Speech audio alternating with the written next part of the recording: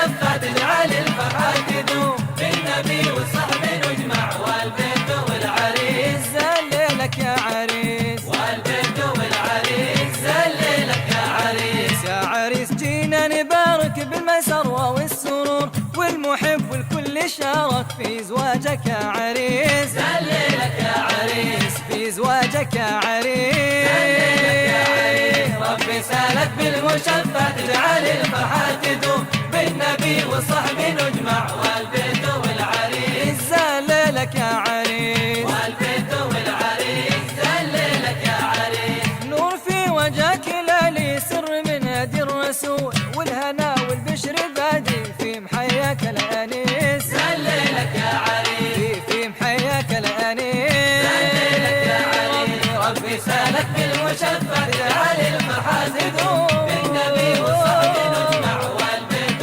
والعريس زللك يا عريس والبنت والعريس زللك يا عريس اشلي يومك لالي امسك واشكر المولى الكريم طاب انسك طاب عرسك زللك يا عريس زللك يا عريس زللك يا عريس زللك يا عريس ربي سالك بالمشفع تجعل الفرحة تدوم بالنبي والصحب نجمع والبنت والعريس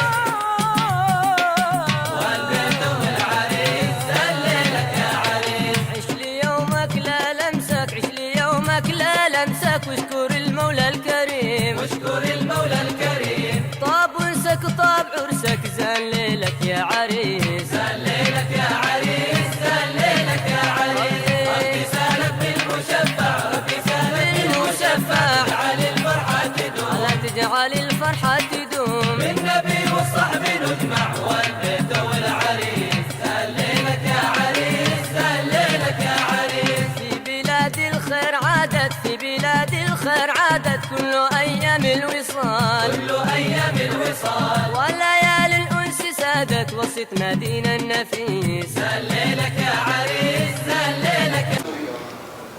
أعزائي المشاهدين، معي في الدقائق التالية عريس هذه الليلة الشاب فيصل عبد الرزاق العابسي. أهلا بك عريسنا في هذه الليلة.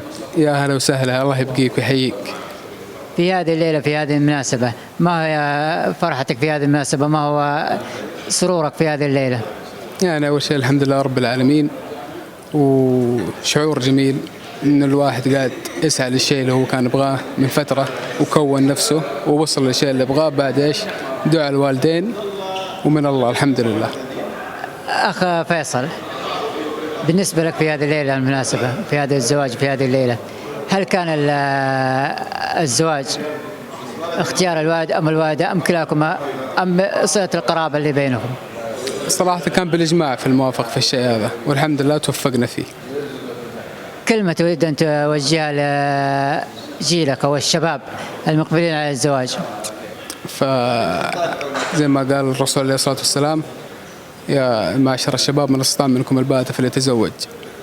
فهذا إنه يتزوج فهو ستر له. هل لديك كلمة تريد أن تضيفها في هذه الليلة عبر قناة غطفان؟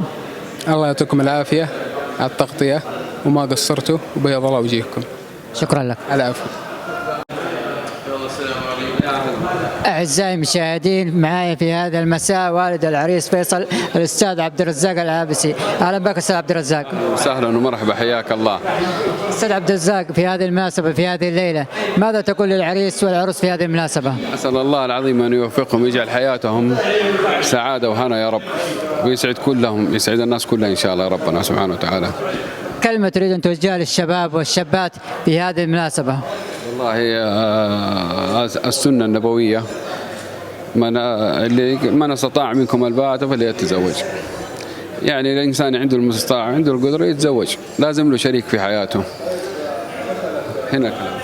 شكرا لك أستاذ عبد الرزاق. أهلا وسهلا، حياك الله. أعزائي المشاهدين، معي في الدقائق التالية والد العروس.